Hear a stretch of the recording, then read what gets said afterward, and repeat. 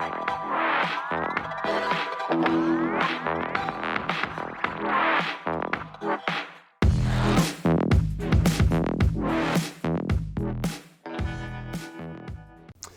know, there are actually 3 different prices on every house that comes on the market for sale. 3 prices? It's the Real Estate Show.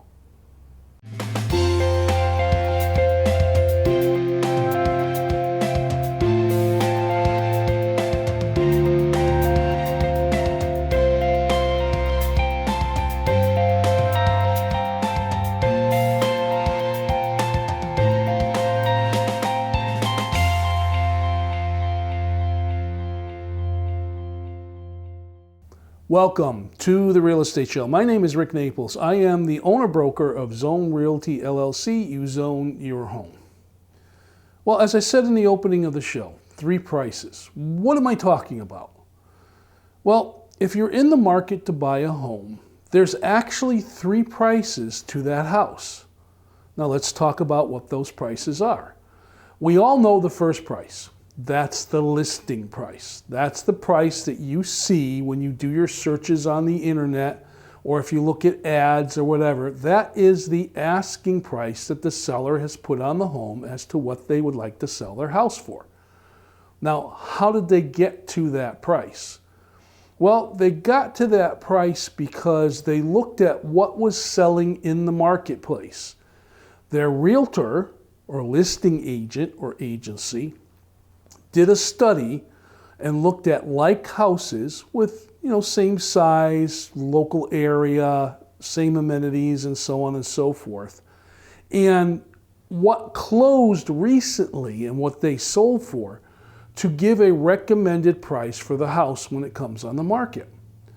Now, the seller, of course, has a price in their mind as to what they want to sell their home for or what they need to sell their home for. And the idea is that that price that they're looking to sell it for and the price that the market analysis is showing agree with each other. They want to price their house at a fair market value. In other words, a price that makes sense. Now, we've seen all kinds of numbers pop up on houses over this last year because of the way the market has been. What will the market demand? What will the market allow as far as a price on a house is concerned? And is that price accurate to the reality of that market? Well, this is where realtors come in. Realtors use one extra step besides just the numbers. They use their expertise and their experience. Realtors will go in and out of a lot of houses in the course of the year. They see a lot of things. They have a good sense of what their market areas are selling for and what buyers are looking for. So when they go into a house, they not only look at the statistical numbers on what that house might sell for, but they look at the house itself. And then they have to make adjustments. If a house has had additions done to it or had certain amenities added to it, what the yard looks like, where it's located, all these different factors come into play that may allow a house to be priced a little higher or a little lower to competitive properties that are out there. So there's a lot to take into consideration. So when you're doing your search on the internet and you see that price that's on that house, it's just not a price that was pulled out of thin air. There's a lot of research that went behind it to come up with that number. But is that number the actual number for the sale price of the house? Is there maybe another price? Let's look at this presentation. I'll be back to talk about the other price.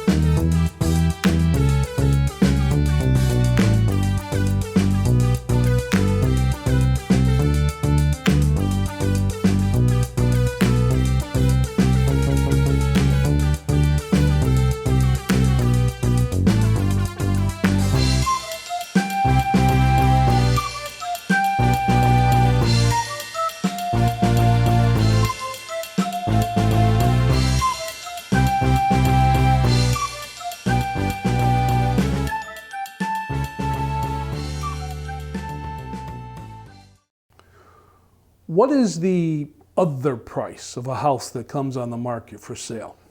Well, I just talked about the listing price or the seller's asking price. That's the price you see that's on the home.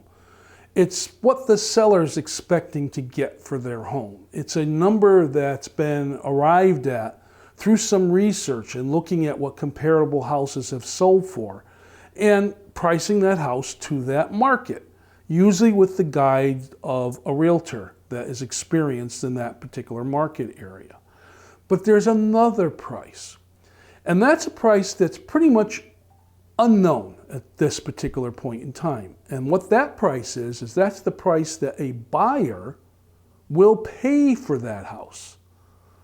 Now, buyers will determine what the market is doing because, of course, buyers have made offers that have been accepted on houses that have been listed. Those houses have gone through the closing process and closed, and now you have a record of what that house actually sold for. And those are the numbers that the realtors are looking at. But buyers sometimes get caught up in the frenzy of buying a house.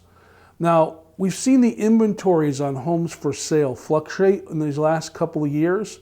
I looked at the multiple listing service, and going through June of last year, we had over 1,900 houses for sale in the Harford County area.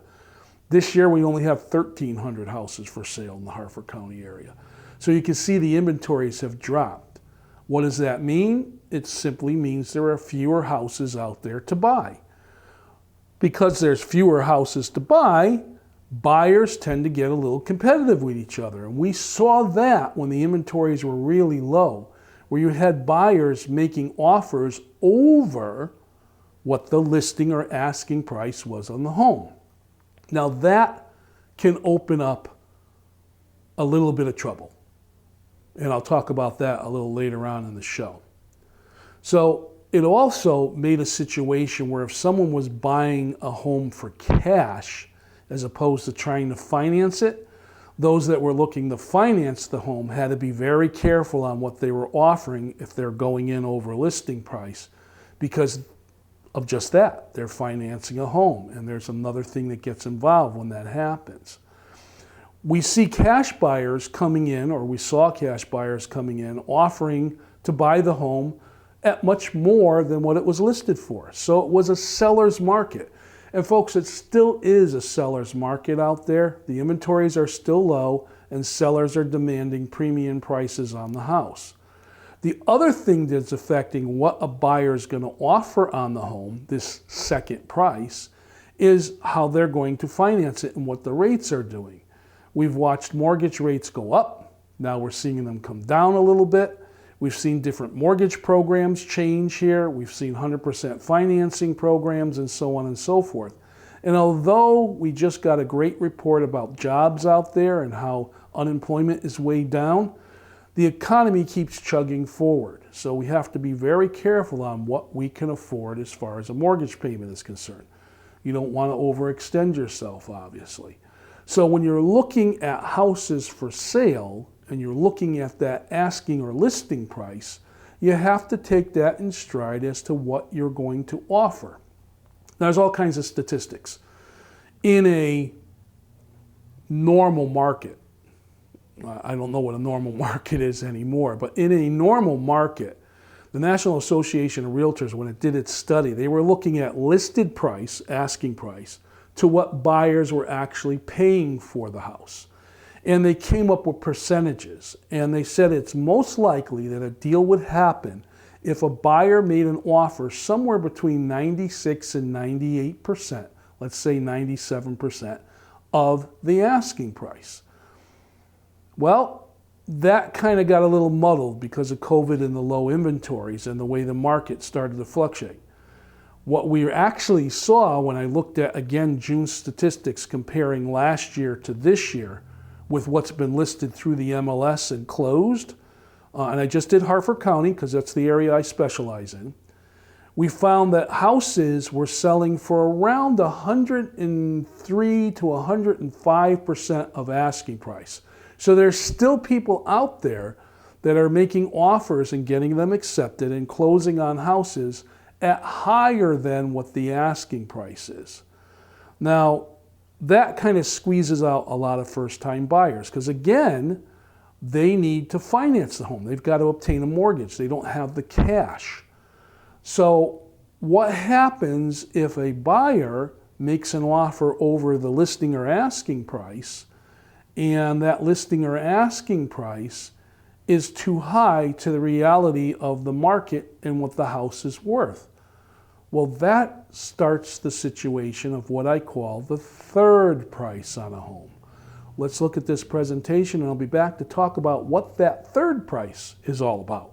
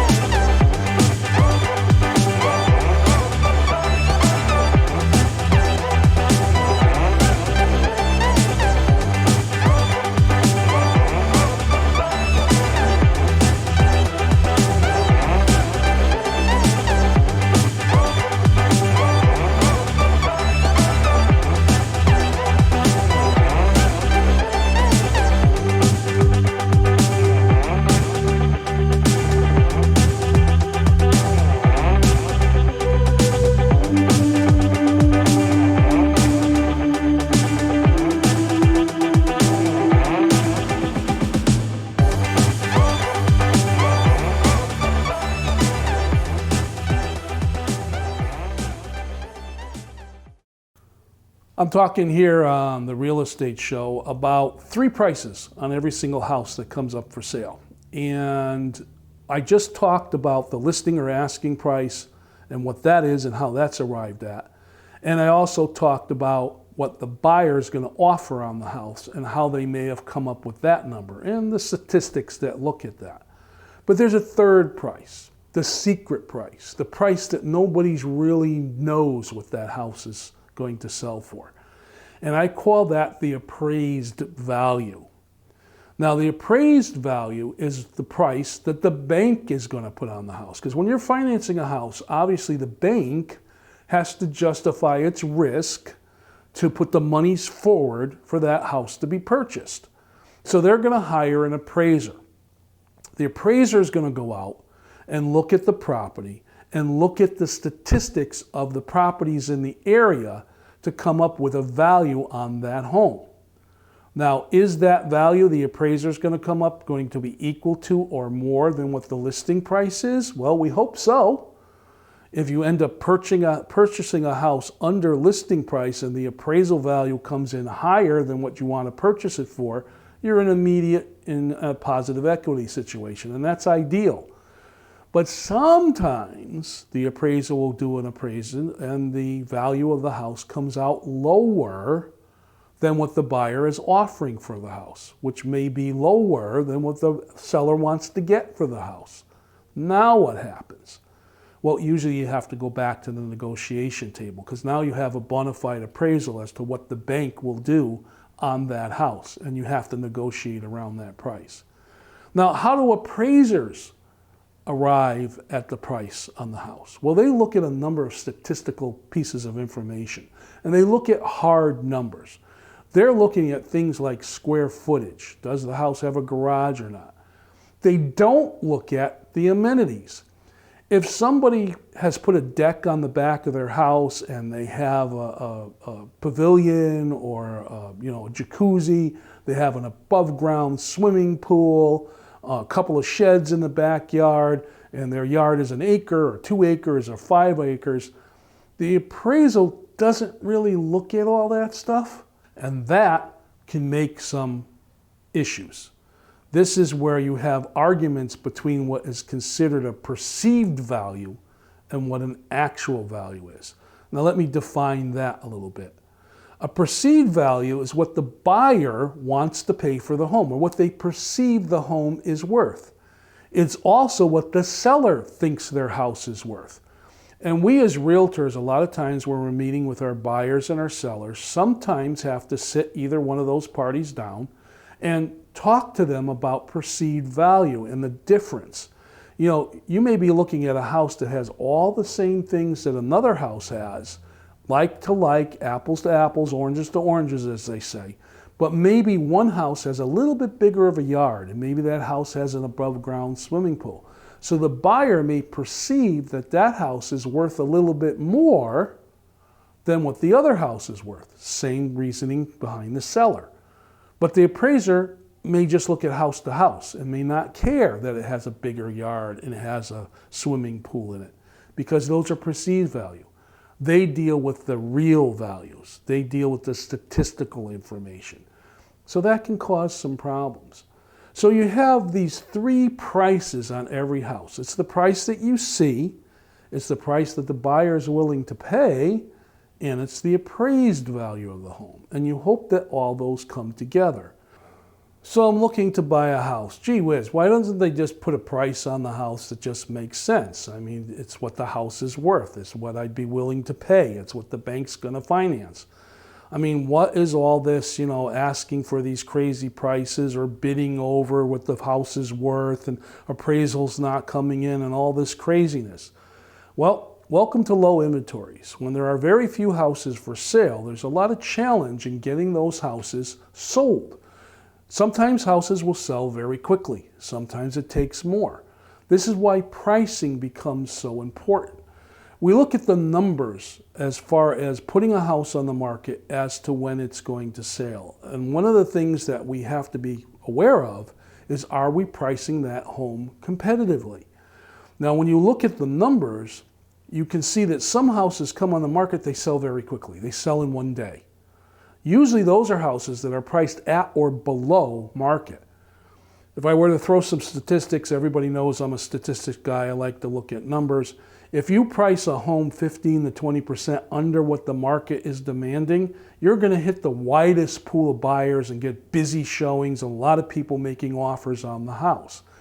If there's a buyer pool of, say, 100 people, you're going to get 80 people or 80% that are going to be interested in that house. If you price it too high to the market, let's say you go over the market by the same amount, that buyer pool is going to shrink. You're only going to maybe get 10% of potential buyers wanting to look at the home. And this is where the challenge comes in. If you price a home too high, you're going to get very few people that are going to want to look at the home, because they're working with a buyer realtor and they're going to look at the market and they're going to decide the house is priced too high.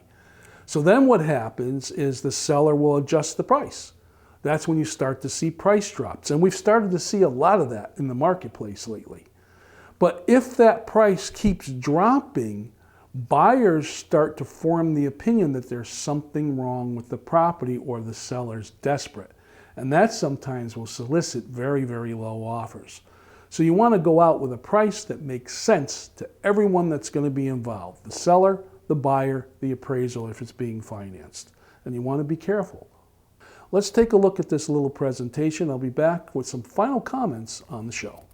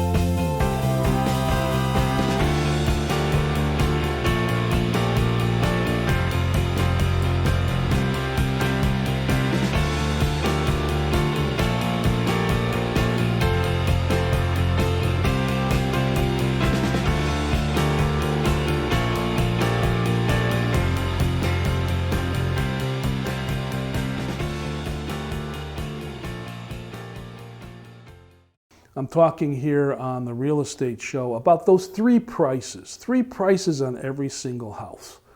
The price that's the listing price or the asking price. There's the price that the buyer is going to pay for the house, and the appraised value if they're looking to finance it.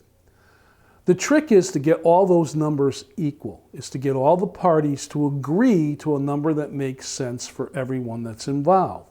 Both the bank that's doing the financing, the buyer who's going to be paying that mortgage, and the seller who's going to be selling the house.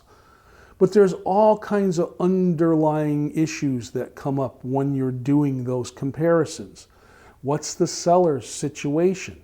Are they looking to sell the house because they're buying another house and they have to get a certain amount of profit or equity out of it in order to do that? What about the buyer? Can they afford to pay that price or more? Or do they need to come in a little less? And how about the appraisal? Have there been enough houses in the area of like size and features that have closed recently that the appraiser can use in order to come up with that value? So there's a lot that's involved. There's also the give and take, the back and forth, the ups and downs, the adjustments that happen sometimes when you're looking at a home. If you're looking at a home that's priced at this particular price and the home needs a lot of work, then you have to take that into consideration. If you're looking at a home that's move-in condition, well, you take that into consideration. If you're looking at a house that is unique, it's all by itself, there's nothing really in comparison out there, you might have an appraisal issue. Appraisers have a little bit of flexibility as far as the areas they can look at, but they try to stay within the area, usually within a 2, maybe a 3-mile radius of the home that's for sale in order to come up with the value. Because, as they say, real estate properties are very local. So you can have a house that's worth XYZ dollars here, but go 50 miles in the other direction and that same house might be worth more or less. So again, it depends on what the houses are selling for in the area. The other thing that you need to be aware of, as I said, when you're financing a home, is how you're structuring that financing. Now, there are a lot of programs out there where the bank will finance more than what the appraised value is.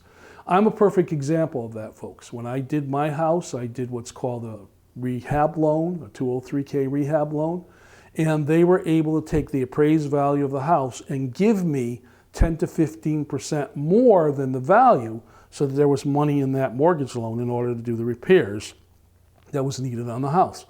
That was my specific situation. Yours might be different. Again, as I've always said on the Real Estate Show, talk to a mortgage officer. They know all the programs out there. They can tell you what's what.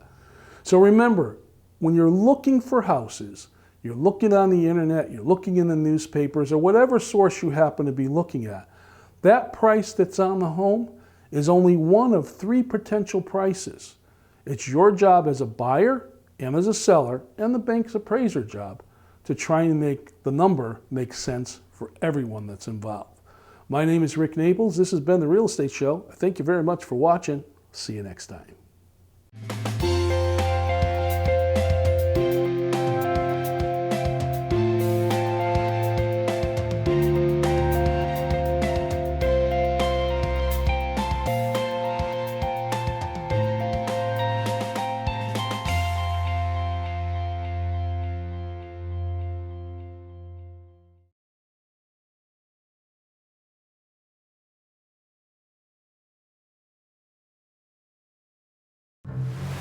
The water's warm at Jaws Pond, and we're stocked full of treasures. Big or small, we buy it all. We buy and sell fast rides, power tools, vintage guitars, and so much more. Walk the plank in style with our fine jewelry, diamonds, and watches. Plus, we have a huge selection of the latest video games, including the new PlayStation 5 and Xbox Series X. Jaws Pond, conveniently located on Meriden Waterbury Turnpike in Southington and West Main Street in New Britain.